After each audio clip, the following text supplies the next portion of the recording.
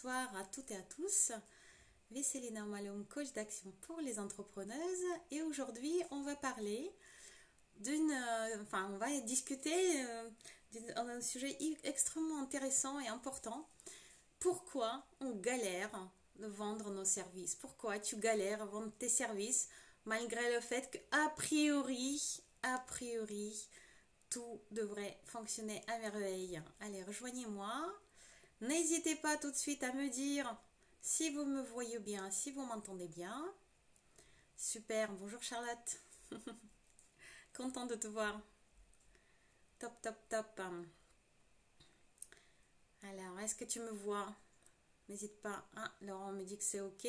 Donc, normalement, on me voit et sur Instagram et sur Facebook. C'est nickel. J'attends encore une petite minute. Merci. Top. Attends une petite minute pour que vous me rejoigniez. Bonjour Isabelle. Super, bonjour Charlotte.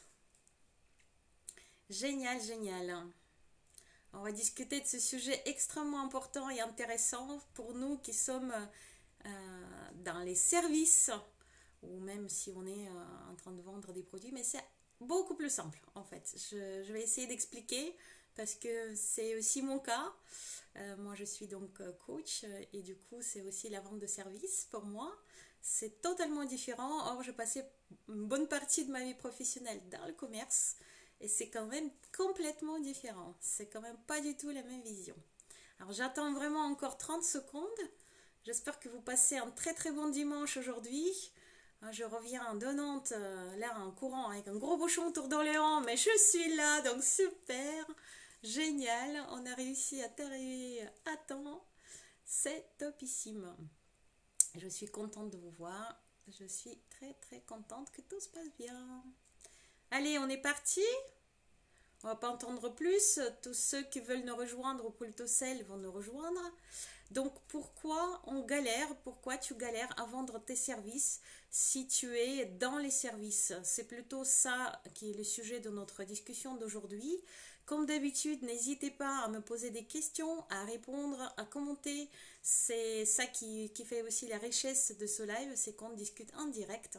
Je vois les questions sur Facebook, j'ai les questions sur Instagram, donc je réagis sur les deux à la fois et c'est très bien.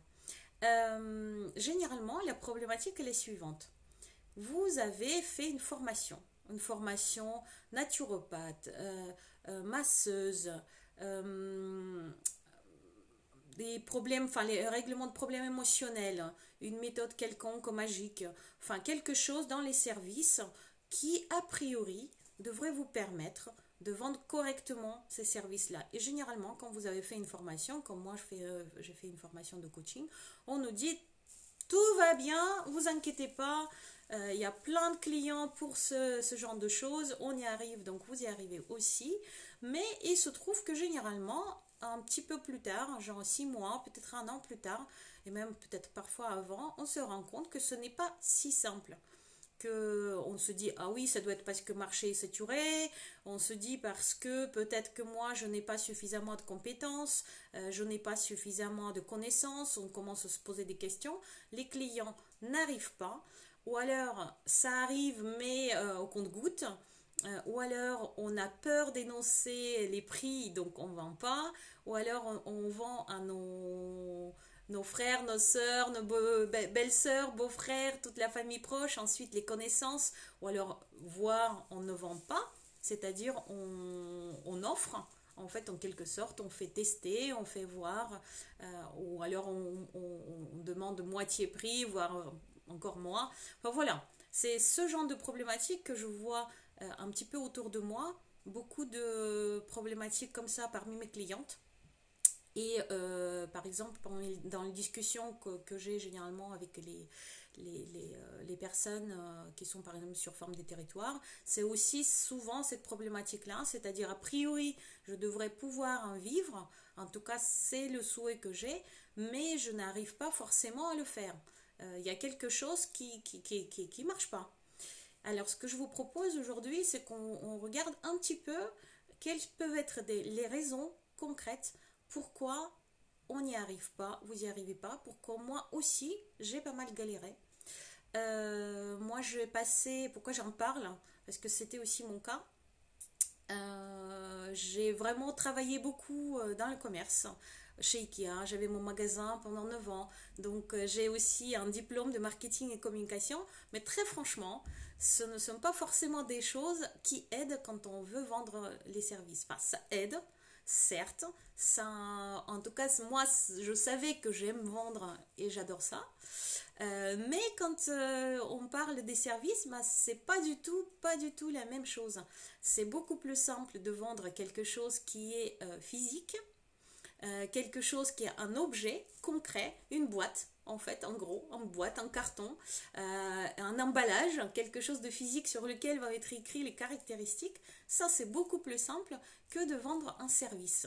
Que ça soit le massage, que ça soit un coaching, que ça soit une séance de thérapeute, quelle qu'elle soit, que c'est, enfin voilà, n'importe quel service, en fait, on ne peut pas le mettre dans la boîte. Et d'ailleurs, c'est pour ça que très souvent, les thérapeutes et les coachs aussi, il y a quelque chose à côté qu'on peut donner, et ça, c'est plus facile à vendre. Souvent, par exemple, naturopathe, ils vendent aussi soit des abonnements pour, par exemple, des huiles essentielles, ou alors des compléments alimentaires, ou des choses comme ça, ou alors enfin, là, je parlais de naturopathes, par exemple, tous ceux qui sont dans le massage, ou en tout cas, les manipulations avec les mains, souvent, ils vendent des crèmes, tout ce qui est cosmétique, tout ce qui est huiles essentielles, enfin, etc. Donc, c'est beaucoup plus simple de vendre quelque chose qui est concret, qu'on peut toucher avec les mains. Un service, on a un peu de mal. Et c'est aussi une difficulté.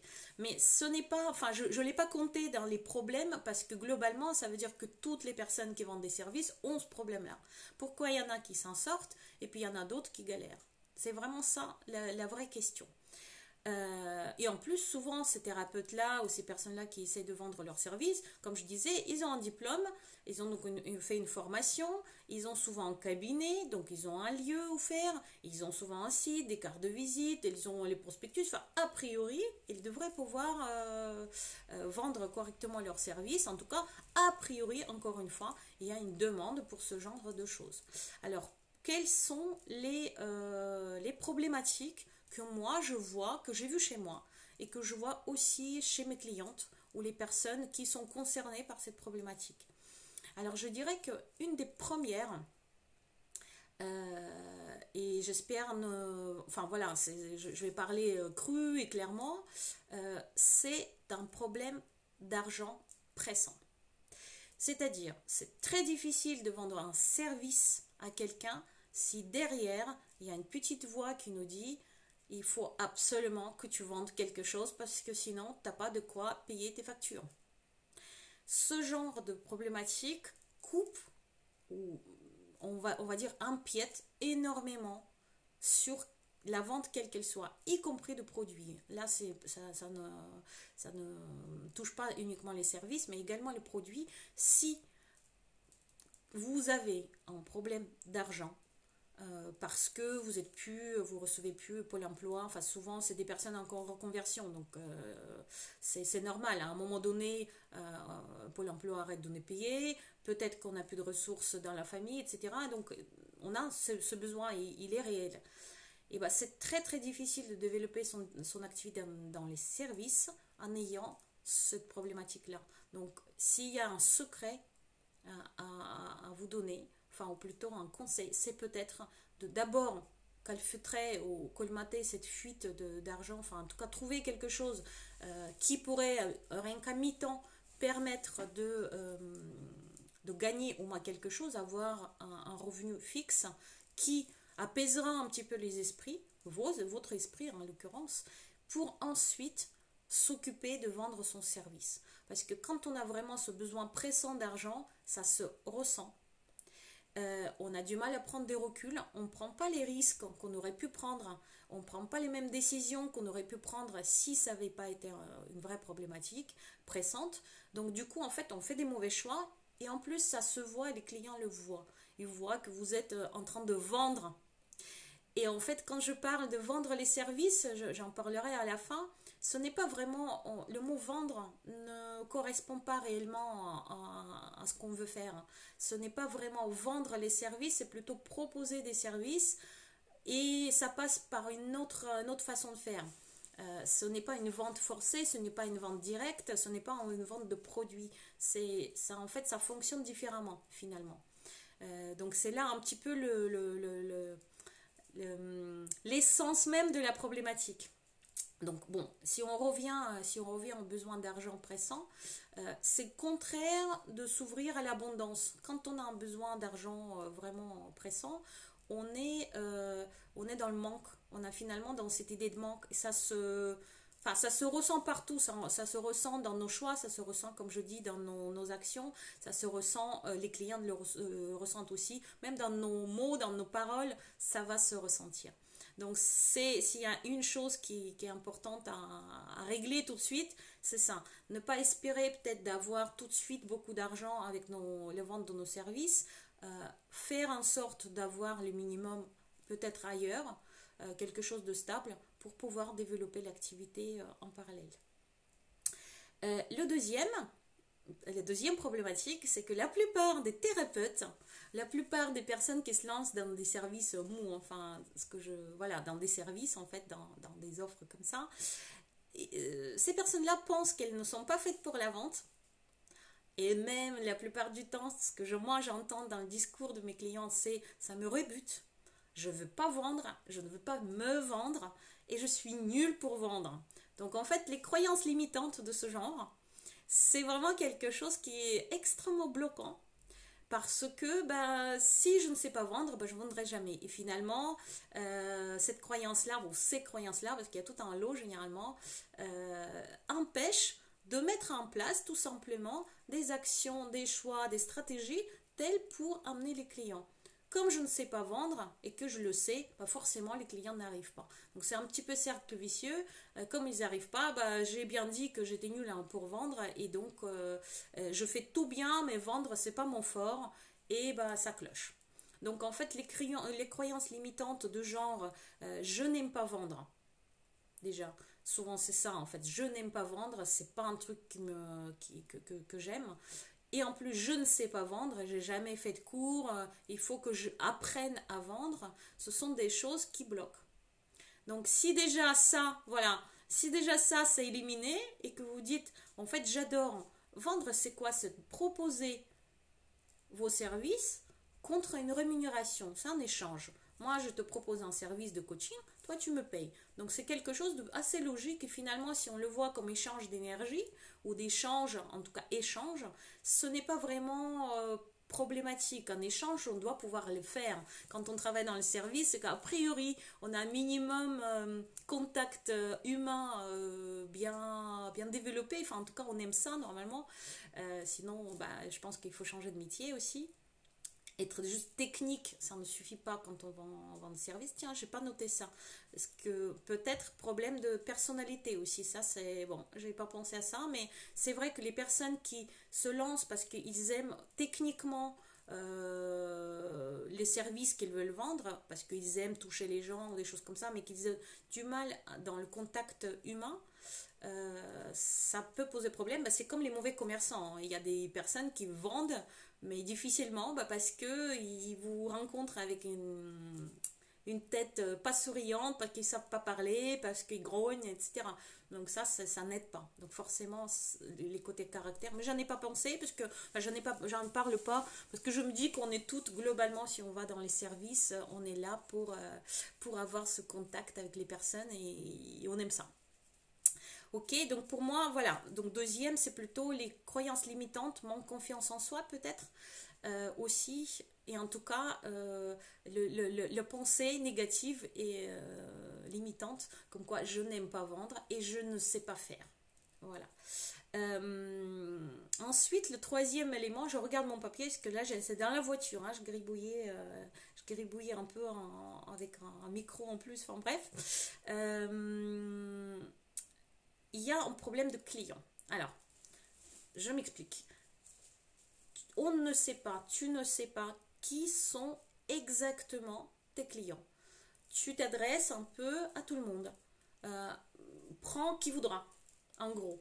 Donc en fait, il n'y a pas vraiment de définition quel est le client idéal qui vraiment besoin de mon service, qui voudrait acheter mon service, qui paiera pour mon service. Il n'y a pas cette vision. Pourquoi il n'y a pas de cette vision? Parce que soit il n'y a rien de spécial qui ressort, donc globalement je pourrais vendre à n'importe qui, mon service pourrait convenir à n'importe qui. Soit je ne... Donc il n'y a pas un particulier type de clientèle qui ressort, soit je n'ai pas fait de test, donc je n'ai pas vérifié à qui réellement mon service peut convenir. Je n'ai pas vérifié, je n'ai pas fait de démarche, que ça soit une enquête, que ça soit, enfin, ça peut être des questionnaires autour de soi, ça peut être regarder un petit peu sur les forums, quelles sont des personnes, types de personnes qui parlent de type de notre service, etc. En tout cas, il n'y a pas de réflexion de fait sur à qui concrètement je m'adresse. Très concrètement, c'est-à-dire pas tout le monde, pas toutes les femmes. Par exemple, dire j'offre ça à toutes les femmes, c'est beaucoup trop large. Les femmes, il y en a de toutes sortes. Il y en a des jeunes, il y en a des moins jeunes, il y en a des minces, il y en a des moins minces, il y en a des qui ont intéressés par bio et puis d'autres pas du tout. Enfin, voilà, il y a tellement de variétés. Après, catégories socio-professionnelles aussi. Donc, en fait, à qui concrètement, à qui pour type de personne, à qui je m'adresse. Et en plus, si même j'imagine, imaginons, j'ai par exemple une collègue coach qui se dit, j'ai envie de m'adresser aux ados. Pourquoi? Parce que j'ai été directrice de lycée, je sais ce que ça veut dire un ado, je vois les problématiques qu'ils peuvent rencontrer, etc. C'est logique, ça paraît clair. Je sais à qui exactement je vais parler, donc je vais parler aux parents des ados et puis aux ados eux-mêmes pour choisir par exemple le métier, hein, c'est coaching métier là en l'occurrence, mais parce que je sais exactement comment ça se passe, quelles sont les problématiques avec l'éducation nationale, etc. Si moi je veux me lancer par exemple et travailler pour les enfants, quand moi en l'occurrence j'ai ouvert ma boutique, j'ai travaillé avec les enfants, enfin plutôt avec les parents, parce que moi-même j'avais un bébé de 3 ans. Donc j'étais totalement dans la cible que je visais. Je connaissais exactement toutes les problématiques que j'avais. Aujourd'hui, je travaille avec les entrepreneuses. Je suis moi-même entrepreneuse depuis 2006. Donc je sais, je pense bien. Et aussi, j'étudie beaucoup, je discute, je fais des réunions, des entretiens, des masterminds, etc. pour comprendre quelles sont réellement aussi les problématiques de ces personnes. Pas pour leur vendre quelque chose forcé, mais pour comprendre quels sont leurs besoins, quelles sont vraiment les choses qui les intéressent maintenant. Ce genre de choses, c'est vraiment un exercice à faire, et quand on parle d'études de marché, c'est vraiment quelque chose d'essentiel, quelle que soit l'étude de marché, mais en particulier pour les services, c'est de savoir à qui on s'adresse et de savoir exactement quels sont les besoins, les problématiques de ces personnes-là. Vraiment les connaître, savoir donc besoins, problématiques, connaître leur langage aussi, quels sont les mots qu'ils utilisent. Ça, c'est extrêmement important. Et la plupart du temps, c'est un peu trop flou. En fait, c'est trop flou, c'est pour tout le monde. Parce que on va passer au point suivant. C'est les problématiques de l'offre. Parce que la plupart du temps, et c'est ce que je vois, les thérapeutes partent de l'offre. En fait, en gros, ils disent, bon, moi je fais des massages avec des pierres chaudes, d'accord, par exemple. Enfin, je ne sais pas pourquoi je parle tout le temps des masseuses, là, parce que dans mon entourage, il y en a plusieurs. Et donc, je m'adresse à tout le monde, tous ceux qui veulent tester ou veulent essayer des massages pierres chaudes. D'accord? Elle part en fait de l'offre, quelque chose qu'elle sait faire, sans avoir testé. Est-ce que quelqu'un a envie? Est-ce qu'il y a vraiment du besoin? Qui aurait besoin de cette offre-là? Pas spécialement fait d'études, pas spécialement étudié les questions. Donc en fait, en gros, je propose quelque chose, je pense que ça va marcher, je n'ai pas étudié pour qui ça peut être intéressant et pourquoi, et en fait j'essaie de le vendre, un peu comme ça. Voilà, je propose ça, après vient qui viendra, un peu comme ça. Donc problématique aussi de l'offre. Soit elle n'est pas testée, cette offre, donc c'est une offre qu'on a inventée dans nos têtes. Très souvent aussi on part, et là en fait ça peut paraître contradictoire avec mon thème, un de mes thèmes préférés qui est trouver une idée qui te fait vibrer. L'idée c'est de trouver une idée qui nous plaît. Mais en même temps, c'est pas vraiment contradictoire. Il faut trouver une idée qui nous fait vibrer, certes, mais qui sera quand même utile pour quelqu'un. Parce que si on a quelque chose d'exceptionnel, qu'on pense exceptionnel dans notre tête, et qu'on n'a pas vérifié que ça peut être utile à quelqu'un, qu'on n'a pas vu que ça donne des résultats, qu'on n'imagine pas quels peuvent être les résultats, ou alors on l'a imaginé mais pas vérifié, donc offre non testée, ça ramène droit dans le mur. Donc l'idée c'est de ne pas seulement trouver quelque chose de génial à vendre, à offrir comme service, mais aussi vérifier qu'il y a bien les clients en face et qui sont ces clients.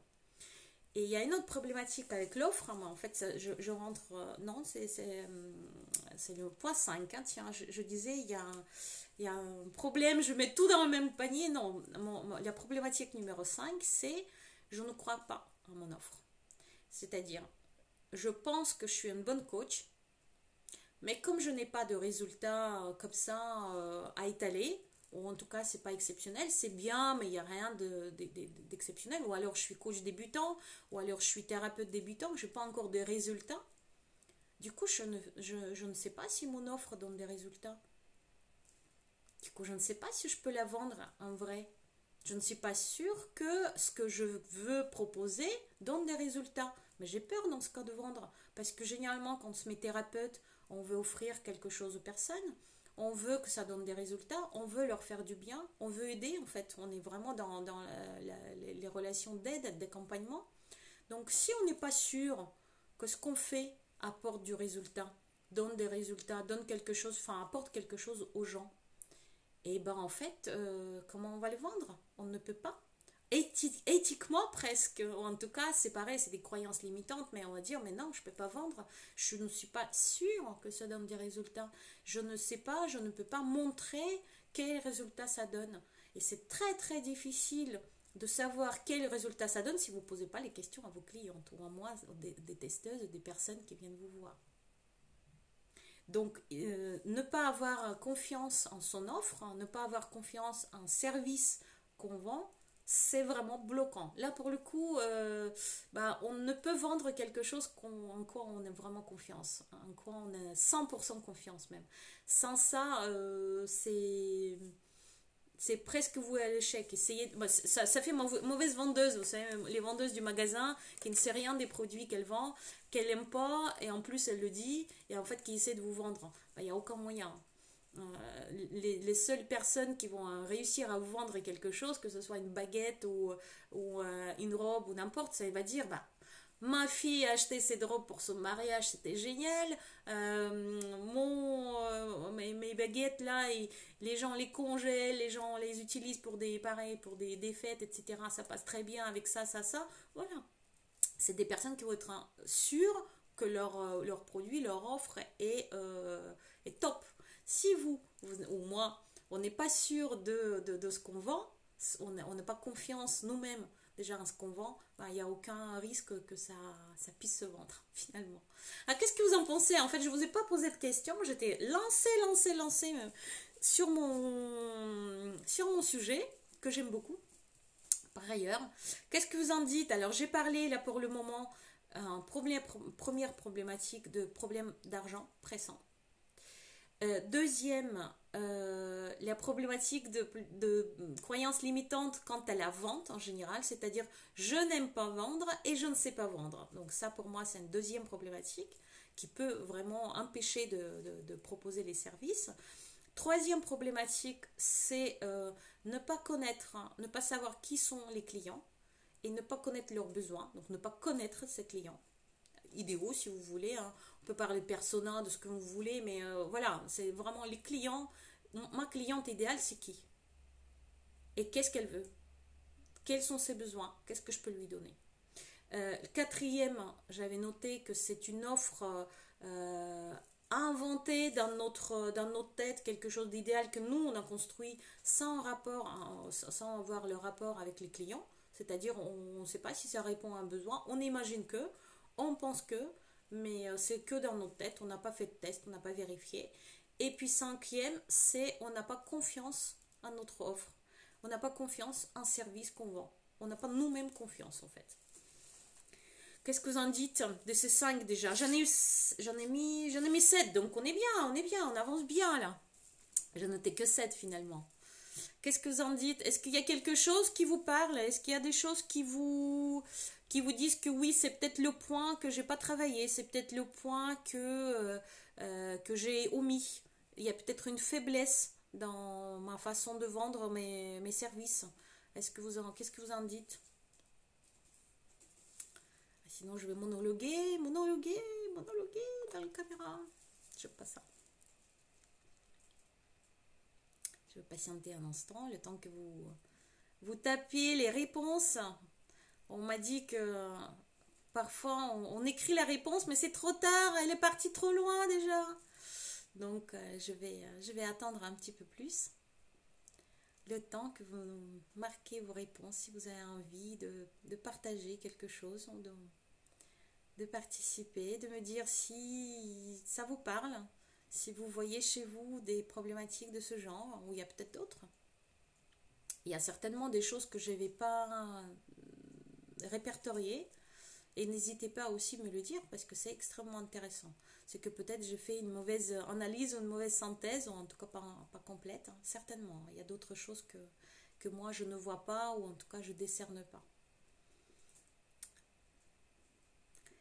Pas de réaction. C'est pas grave, je vais patienter un instant. Ça n'est fait rien. En tout cas, je suis très contente de vous voir. Je suis vraiment contente qu'on a réussi à passer ce... Ah, on le voit chez les autres. D'accord. Ok, chez les autres. Bien, d'accord. Je comprends. Bon, c'est toujours plus facile. Pas facile de le dire. Ouais, c'est vrai. C'est vrai que c'est pas évident de faire l'analyse de ce qui cloche chez nous. Ça demande quand même beaucoup de recul finalement et volonté de se dire bah pourquoi ça marche pas, et au lieu de se dire oh, ça marchera jamais parce que bah je suis pas faite pour la vente par exemple, je sais jamais comment faire, je suis pas douée là-dedans. Ça c'est le plus facile, ça évite de faire tout le reste. Ah, problématique qui me parle beaucoup, ouais, Isabelle. Effectivement, ça peut. Ça peut. J'espère que ça donne un petit peu d'éclaircissement aussi de pourquoi. De pourquoi, parce qu'après, il reste ensuite que le comment. Comment faire? Ben, en fait, tout le contraire, hein.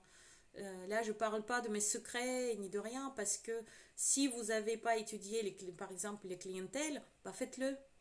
Si vous n'avez pas confiance en votre offre, réfléchissez comment vous pouvez avoir confiance en votre offre, en votre service, c'est-à-dire bah, posez les questions aux gens, ils vont vous dire, et ils vont peut-être vous rassurer, ou il y a peut-être d'autres moyens. Qu'est-ce qui vous parlera le mieux? Qu'est-ce qui sera les critères pour dire oui, maintenant j'ai confiance en mon offre, j'ai confiance en service que je vends, oui, ça donne des résultats. Alors, Charlotte qui dit mesurer l'écart entre ce qui me plaît et ce que je peux vendre, ça fait peur, mais mieux vaut le faire en effet, d'où l'importance de l'étude de marché. Ouais, tout à fait. Alors, ce qui me plaît, ce que je peux vendre, c'est le seul écart qu'il y a vraiment, c'est pour qui. Parce que tu peux vendre exactement la même chose, mais peut-être mieux pour des clients que tu connais déjà, parce que tu en fais peut-être partie, ou tes amis font partie, ou tu es souvent dans ce milieu-là, tu le connais mieux. Par exemple, si je travaille avec les hommes, je ne travaille qu'avec les hommes sensibles, ce que j'appelle. C'est-à-dire, c'est les hommes qui vont se retrouver dans tous les stages de développement personnel, qui vont se trouver dans des musées, etc. Ça ne va pas être les autres, hein, parce que je ne les connais pas. Autour de moi, il n'y a que ces hommes-là. Il n'y a que les hommes qui font du yoga, qui font des musées, qui s'extasient en voyant des fleurs, etc. Bah, je ne connais pas les autres, je ne peux pas leur vendre. Je ne sais pas à quoi ils sont faits en fait. Donc du coup, c'est vrai que l'écart entre ce qui te plaît et ce que tu peux vendre, c'est souvent juste l'adaptation. Généralement, ce qui te plaît, c'est intérieur. Et ensuite, ce que tu peux vendre, bah, qu'est-ce que les autres ont envie parmi ce que tu vends en fait, en gros. Quels sont les besoins auxquels tu peux répondre avec ce qui te plaît. L'idée, c'est vraiment ça, c'est de ne pas du tout changer ton idée, pas du tout. C'est plus trouver pour qui ça peut être adapté. Donc, c'est pas du tout les mêmes choses que de trouver des personnes avec qui à peu près je veux travailler parce qu'ils ont de l'argent. Par exemple, j'ai aussi cette vision-là parmi mes clientes. Tiens, je vais travailler avec les chefs d'entreprise ou alors les managers de haut niveau parce qu'ils ont de l'argent, donc je suis sûre d'être payée. Mais si tu ne connais pas, si tu ne sais pas comment ils fonctionnent, si tu ne vois pas quelles sont leurs problématiques, mais comment tu veux fonctionner? C'est pas possible. Qu'est-ce que tu vas donner comme bénéfice si tu ne sais même pas quels sont leurs réels besoins? Bah, c'est très dur. Peut-être c'est possible, mais je pense que c'est assez compliqué. Donc il vaut mieux partir de ton idée, effectivement, mais ensuite savoir juste pour qui s'adapter le mieux finalement et trouver vraiment la cible la plus exacte ou la plus proche, enfin en tout cas qui auront des besoins, les cibles qui auront les besoins adaptés à ton offre en quelque sorte. C'est vraiment le match à trouver finalement. Ok, ok. Et ben on passe au sixième point et sixième est extrêmement important. Alors j'ai parlé de l'offre, offre est importante, d'accord? Mais là en fait c'est une problématique d'offre aussi. Je n'ai pas d'offre. C'est-à-dire, je ne sais vraiment pas ce que je vends. Je suis thérapeute, ou je fais des massages, ou je fais un soin énergétique. Ok, c'est quoi? Il y a, c'est vraiment pas clair. Donc, c'est une histoire de, une sorte de quelque chose de global, mais finalement, je vends quoi? Mon diplôme? Je suis thérapeute en nettoyage énergétique, par exemple. D'accord? Ok.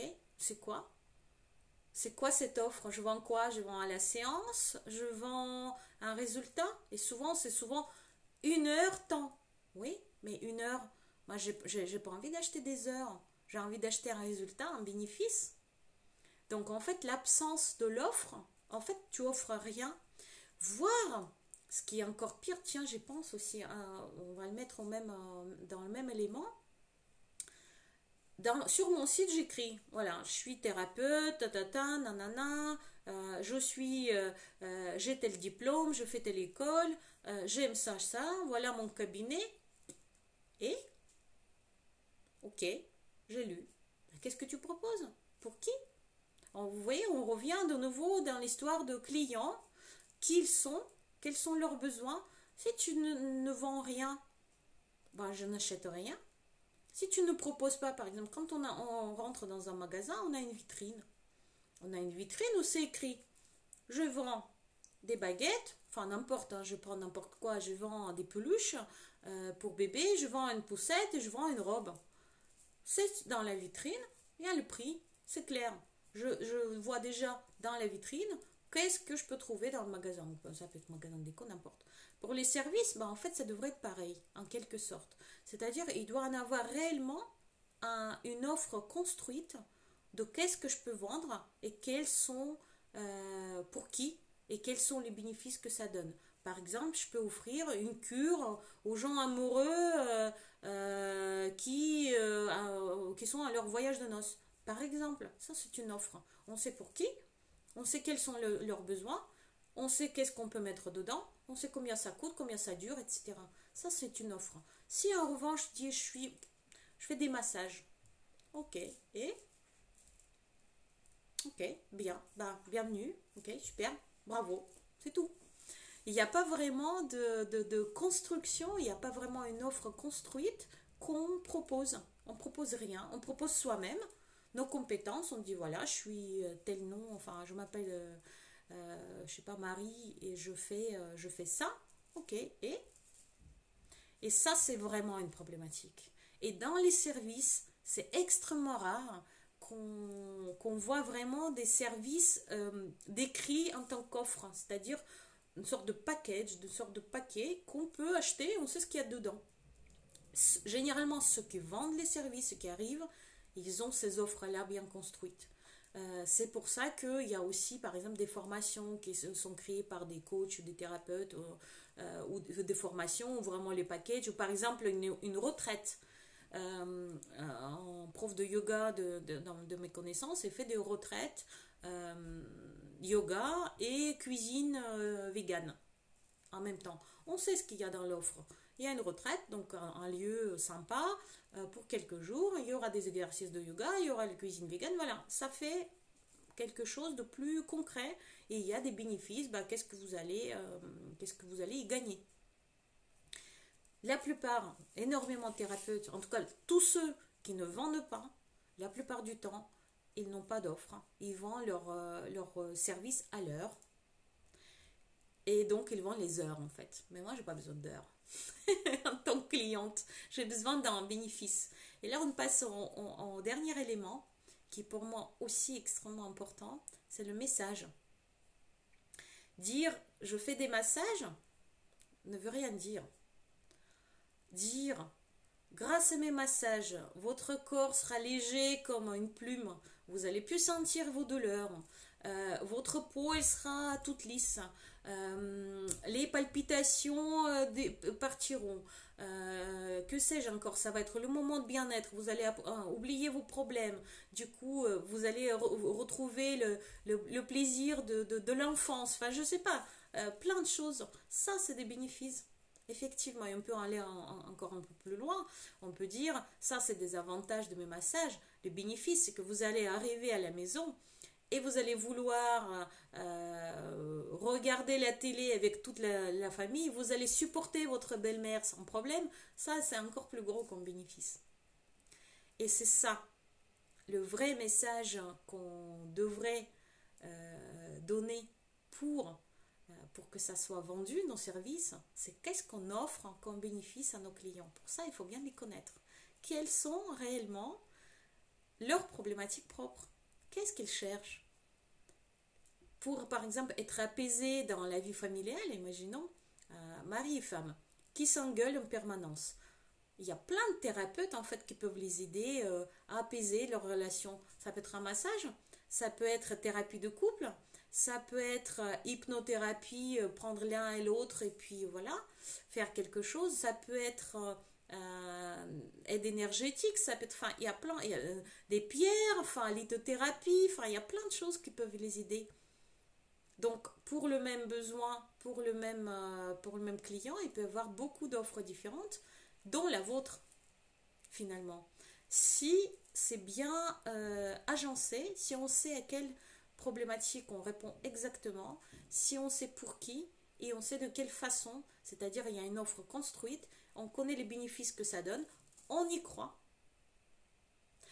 Et puis du coup, on arrive à mettre tout ça dans un message qui soit très concret et qui décrira de quoi il s'agit comme offre et qu'est-ce que ça donne comme avantage et bénéfice. Donc on est dans, bon, mais ça c'est du marketing, hein, mais c'est, on dit caractéristiques, avantages, bénéfices. C'est le modèle CAB. Chaque service ou produit il a des caractéristiques. Une lampe, elle peut être jaune, en métal, etc. Notre service, ça peut être service de coaching d'1 heure en individuel, au lieu de votre choix, par Zoom par exemple. D'accord? Ça, c'est caractéristique. Quels peuvent être les bénéfices? Le bénéfice de la lampe, c'est que elle est pas, on ne peut pas le casser facilement, elle est design, etc. Ok? Le coaching, ça peut être, vous pouvez en bénéficier dans n'importe quel endroit, pas besoin de vous déplacer, donc c'est pratique. On se voit quand même, et donc on va poser des questions qui permettront de trouver des réponses en soi, trouver des ressources, trouver des blocages et les dépasser, d'accord? Ça, c'est les avantages, très bien. Quels sont les bénéfices d'une lampe en métal jaune? Et le bénéfice, c'est qu'elle va être super design dans ma maison. Et toutes les personnes qui vont rentrer vont dire waouh, où est-ce que tu as trouvé cette lampe? Et je vais me sentir inclus dans le cercle de mes amis qui sont très design. Et en plus, estime de moi par rapport à cet objet va monter parce que je suis très portée sur les objets. Je pense que ça peut augmenter ma valeur à moi. D'accord? Si c'est le coaching, ça va être changer la vie, tout simplement. D'une vie où on est la tête dans le guidon et on ne sait pas trop où on va, la vie passe à côté, on va peut-être passer à une vie pleine de promesses, où chaque instant est agréable à vivre. Ça, c'est un vrai bénéfice. Vous voyez la différence entre la caractéristique, avantage et bénéfice, c'est vraiment l'échelle. Et à partir du moment où votre service, vous le décrivez en tant que bénéfice pour une clientèle concrète donnée, ça devrait fonctionner. Il manque juste un truc. Dans les services, comme je disais au début, c'est extrêmement important de ne pas vendre quelque chose de force. Dans les services, et aujourd'hui même dans les objets, dans la vente d'objets, quels qu'ils soient, c'est la création du lien qui est extrêmement important. Et c'est par là qu'on vend finalement. Donc on s'en fout que vous savez ou vous ne savez pas vendre finalement. Il n'y a pas besoin d'avoir des techniques de vente pour vendre des services. Il suffit de comprendre les problématiques, y répondre et créer le lien avec les personnes qui sont vos clients ou vos prospects. D'accord? Donc vos futurs clients. Comment vous créez ces liens? Ça peut être par les réseaux sociaux, ça peut être en allant dans les clubs, en les voyant directement, ça peut être en participant au cercle de femmes, au cercle d'hommes, dans les maternités ou que sais-je. Il y a tout un tas de moyens par lesquels vous pouvez créer le lien avec vos prospects. Moi, quand je vous fais ce live, c'est aussi dans ce but-là. Bon, j'adore ça, évidemment, sinon je ne l'aurais pas fait, parce que moi, ça me fait kiffer. Et d'ailleurs, tiens, j'ai oublié encore un élément. Mais parce que aussi comme ça, vous savez qui je suis, comment je parle, de quoi je parle. C'est un moyen de créer le lien, c'est clair. Et les services, je pense, ne peuvent être vendus que par la création du lien assez profond finalement avec les clients ou les prospects, en connaissant leurs besoins, en essayant d'y répondre au mieux, de toute honnêteté, en ayant confiance en notre service, parce qu'on sait que ça apporte exactement les bénéfices qui sont recherchés par ces personnes-là, en créant le lien avec eux et en vendant du coup, en ayant le plaisir de le faire. Quand je propose mon coaching ou mes formations, j'adore. En fait, j'adore ce que je fais. J'adore le proposer parce que je suis certaine que ça va apporter les résultats escomptés. Et à partir de ce moment-là, mais c'est génial de vendre. Pourquoi? Parce que je vais résoudre les problèmes des gens. Et comme je veux aider, et la plupart des thérapeutes sont dans cette problématique-là, ils sont très aidants. Donc leur aider, je veux apporter du bien aux gens. À partir du moment où vous savez que votre service apporte du bien aux gens, il n'y a pas de difficulté pour vendre. Vous proposez ce que vous kiffez, ce que vous savez que ça va être génial, ça répondra à plein de problématiques. Vous savez exactement quelles sont les problématiques auxquelles ça répond. C'est construit. Vous avez un bon message. Il n'y a pas de raison. Il n'y a pas de raison. Mais ça passe vraiment par tout ça quand même. Donc il n'y a pas seulement dans notre tête, il y a aussi l'étude des personnes à qui on s'adresse. Il y a l'étude comment construire cette offre, quels mots utiliser. Et là, les clientes vous le diront. Quels sont les mots qu'ils utilisent, utilisez les mêmes. Et puis, le plaisir aussi de le faire parce qu'on est convaincu que notre offre, notre service est exceptionnel et qu'on le fait en fait avec tout l'alignement qu'on peut avoir par rapport à nous-mêmes. Déjà, ce qu'on vend, forcément, on aime. On est totalement en accord. Et à partir de là, il n'y a pas de raison. Il n'y a pas de raison. Déjà, voilà, il y a tout ça à vérifier. Alors, je récapitule. Hein. Le besoin pressant d'argent est un vrai blocage. De création de liens, en fait. C'est un blocage de création de liens. Le problématique de confiance, ou plutôt, je ne sais pas vendre, je n'aime pas vendre, les croyances limitantes par rapport à ça. Le troisième, je disais, on ne sait pas, enfin tu ne sais pas, ou moi je ne sais pas qui sont mes clients et quels sont leurs besoins. Donc mes connaissances de nos clients. Quatrième, une offre qui, que dans notre tête, n'a jamais été testée, on ne sait pas à quoi ça correspond, enfin on pense que. Le cinquième, on n'a pas confiance en notre offre, on ne sait pas si ça règle vraiment les problématiques, on n'a pas vu de résultats et du coup on n'a pas confiance en ce qu'on propose. Sixième, il n'y a vraiment rien, on ne propose rien du tout. Donc on n'a rien à vendre finalement. Si on dit je suis thérapeute, je suis naturopathe ou quelque chose comme ça, ben on ne sait pas trop. Il y a des gens qui ne sauront pas. Il y en a beaucoup. Et septième, ça va être plutôt le message clair, centré sur les bénéfices, de ces fameux clients à qui on parle. Et en plus, le langage de ces clients-là, de préférence, comme ça, ils comprendront exactement que c'est leur adressé. Voilà, voilà. Pour moi, ce sont des éléments principaux et évidemment, vendre avec le cœur et créer le lien. Pour moi, c'est vraiment la seule façon finalement, la seule façon juste et éthique. Je peux parler comme ça, enfin en tout cas, ça répond à mes valeurs à moi, de vendre. Vendre parce qu'on est sûr que ça va aider les gens, ça va régler leurs problèmes. Et vendre avec du coup tout le cœur parce qu'on les aide, c'est facile. Qu'est-ce que vous en dites? Moi j'ai fini, je suis trop forte, 3/4 d'heure. Ça doit être mon... Oh, je pense que c'est le record. Hein. Je crois pas que j'étais aussi courte. Je dois être encore, après le week-end, un peu remontée. Et pas trop bavarde. J'ai trop bavardé. Et ça doit être ça. Mais qu'est-ce que vous en dites? Est-ce que ça vous parle? Est-ce que ça vous donne des réponses ou en tout cas des questionnements plutôt? En fait, mon vrai objectif quand je fais des lives, c'est de vous faire questionner par rapport à vos stratégies à vous, comment vous faites. Parfait, super bien expliqué. Merci Isabelle. Pour pouvoir en fait se dire, est-ce que moi je suis d'équerre? Est-ce que ce que moi je propose, est-ce que j'ai déjà réglé tout ça? Et ensuite je pourrais me plaindre que je ne vends pas mes services. S'il y a quelque chose encore qui cloche dans tout ça, je pense qu'il y a de quoi bosser. Il y a de quoi bosser et ensuite juste se poser les questions. Je n'arrive pas à vendre. Jusqu'à là, j'essaye, je retente, je cherche. C'est pas pareil. Je cherche mon offre, je cherche comment.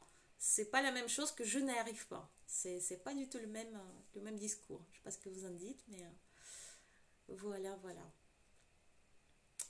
Bon, moi, c'est vrai que tout ce que j'ai appris dans la vente, c'est qu'on ne vend bien qu'avec son cœur. Clairement. On ne vend bien qu'avec son cœur, c'est-à-dire ce qu'on aime nous-mêmes, ce qu'on a testé, ce qu'on a essayé, ce qu'on a prouvé par maintes reprises. Ça, on peut le vendre sans problème. Si on n'a pas confiance, si on a des moindres doutes, les clients le savent et nous-mêmes, on a du mal.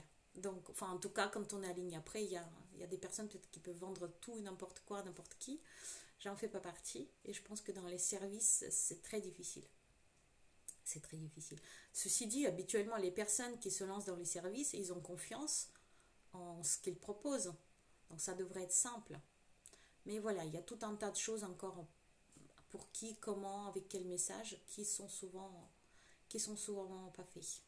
Bonjour. Il y en a qui nous rejoignent tout à la fin, mais c'est pas grave. C'est pas grave. Bon, alors, s'il n'y a pas de questions, s'il n'y a pas de discussion, s'il n'y a pas de questionnement, je vais m'arrêter là. Et je vais vous laisser finir tranquillement votre dimanche. Ça fait du bien d'entendre ce genre de discours, bravo. Ah bah, je ne sais pas si c'est... Enfin, j'espère que ça fait du bien de l'entendre. C'est super, Charlotte. J'espère surtout que ça peut aider. Parce que je pense vraiment aujourd'hui, surtout, quand il y a énormément de tout. Sur Internet, vous trouvez tout et n'importe quoi. C'est qu'avec cette façon-là que vous pouvez vous démarquer en tant que créatrice de services ou de produits. Et c'est que comme ça que vos clients peuvent trouver le chemin vers vous, en fait. En faisant, en fait, il y a ce côté aligné et finalement le lien aussi, aligné avec soi-même et aligné avec les clients. Ce lien-là qui est la façon de, aujourd'hui, le seul, je pense, qui fonctionnerait, parce qu'il y a tellement de tout. Le discours marketing, ça ne passe plus et ça ne peut pas marcher. Et surtout quand on est dans les relations d'aide, je pense que c'est difficile de vendre juste façon marketing, genre juste emballage et je mets n'importe quoi dedans. On ne se sent pas aligné. Et quand on se lance souvent en reconversion dans quelque chose qui nous tient vraiment à cœur, on n'est plus prêt à faire n'importe quoi. Donc c'est vrai que déjà aligné avec soi-même et en plus aligné avec les clients, c'est ce qu'on cherche. C'est ce que je vois en tout cas autour de moi. Et parmi mes clientes, la plupart sont des entrepreneuses. C'est vraiment la vision. Je ne veux pas vendre. Et d'ailleurs, le discours est aussi le même. Je ne veux pas vendre, j'aime pas ça. Je me suis dit que je ne veux faire que ce que j'aime. Oui, mais alors créer le lien avec les gens, est-ce que tu aimes faire? leur proposer de régler leurs problèmes parce que tu sais que ton service aide vraiment les gens, est-ce que ça tu veux faire? Et il n'y a que comme ça. Et après, le reste, c'est de la technique. Trouver vraiment le langage, comprendre comment construire l'offre qui parlera aux gens. Ça, c'est une réflexion, les tests multiples. Et ça roule. Ça roule. Alors, Isabelle m'écrit aussi savoir bien expliquer sur flyer et carte de visite de façon claire et compréhensible pour sa clientèle cible. Pour ça, il existe quelque chose que j'ai énormément expérimenté quand je bossais au marketing dans un grand groupe agroalimentaire. Ça s'appelle des réunions qualitatives. Ça se fait pour toutes les marques de grande distribution. C'est une réunion de personnes qui sont payées pour ça. Chez Ipsos, enfin, il y a plein études marketing qui font des études qualitatives et quantitatives. Et quand ils font une étude qualitative, ils vont poser des questions à ces gens-là. Ils vont leur faire tester, des formules, ils vont leur faire voir le packaging, ils vont noter tous les verbatims, tout ce que ces personnes-là, qui sont a priori clients normaux, vont dire. Ils vont tout noter et ils vont prendre tout ça pour bien expliquer les bénéfices avec le langage de ces mêmes personnes. Ça, c'est ce qu'utilise la grande distribution. C'est pour ça que les publicités, c'est comme ça qu'on fait des publicités à la télé, à la radio, etc. Il y a toujours une étude qualitative qui est assez grande et très chère parce qu'il y a plusieurs réunions avec pas mal de personnes et on note tout ça. C'est vraiment écrit derrière les personnes, qu'est-ce qu'ils disent à propos de quoi, comment. Pourquoi ne pas faire la même chose? Pourquoi ne pas inviter des personnes qui peuvent tester vos services et leur demander qu'est-ce que vous en pensez, qu'est-ce que vous en dites et noter. Ça permet de voir et par exemple donner plusieurs photos et dire qu'est-ce qui correspond plus à ce que vous avez ressenti, ça ou ça. Et mettre ça sur le flyer. C'est une façon. C'est une façon. En tout cas, ce qui est sûr, c'est que jamais, mais ça, je le dirai pas. Je le dis là, mais je le dirai pas à mes clients parce que c'est un conseil. Et je donne pas de conseils généralement. Ne faites jamais de logos et de cartes de visite et de flyers tout de suite en grosse quantité parce que quand vous vous lancez, vous ne savez même pas quels seront finalement les aboutissements de tout ça. Le logo, on a peut-être envie de le changer 6 mois plus tard. La carte de visite, c'est peut-être pas du tout ça que vous voulez finalement écrire. Quand les clients vont influer, vous allez comprendre qu'il y a des changements à faire. Et pareil pour le prospectus, mais faites en 10 versions différentes, au moins 3, testez-les. Ne mettez pas beaucoup d'argent dans tout ça, c'est du broutille. On peut même commencer sans. On peut déjà étudier, avoir des clients et faire des prospectus, des cartes de visite après, ça ne gêne pas.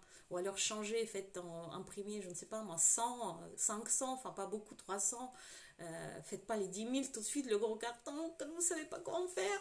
Aïe, aïe, aïe, aïe. Ça, c'est vraiment une grosse problématique. On a tout de suite envie de montrer qu'est-ce qu'on fait, qu'est-ce qu'on est, et se dire voilà, ça c'est moi.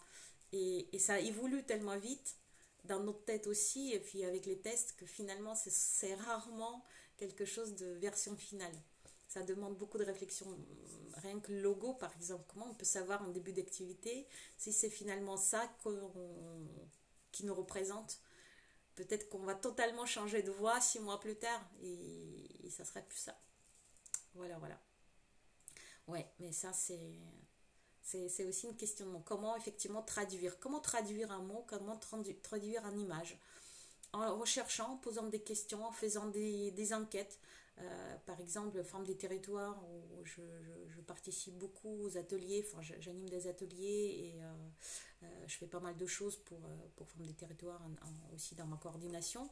C'est une excellente plateforme pour poser des questions si votre clientèle est femme.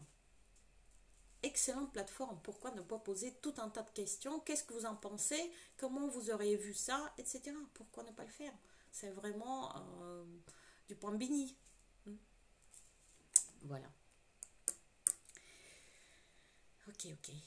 Bon, bah, c'était super de discuter avec vous encore une fois. Comme d'habitude, on se retrouve tous les dimanches à 18h sur Instagram et sur Facebook. C'était donc Vesselina Malom, coach d'action pour les entrepreneuses. J'étais super contente de vous voir. Je ne connais pas encore le sujet du prochain live du dimanche prochain, mais il y en aura un. Donc suivez les publications sur Facebook et Instagram et vous allez être avertis. J'étais vraiment contente de vous voir. Je vous souhaite un très très bon fin de dimanche. Et puis donc à bientôt. À bientôt. Ciao.